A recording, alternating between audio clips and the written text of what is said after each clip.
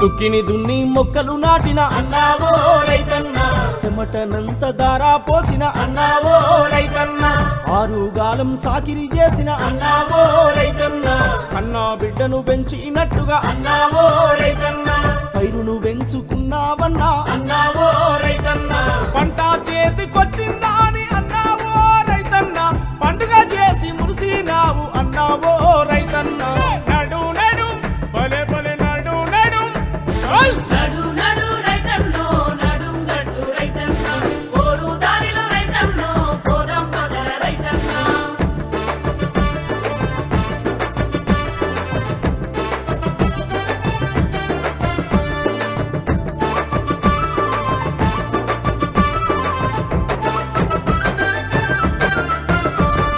కళ్ళంలోన గింజల చూసి అన్నావో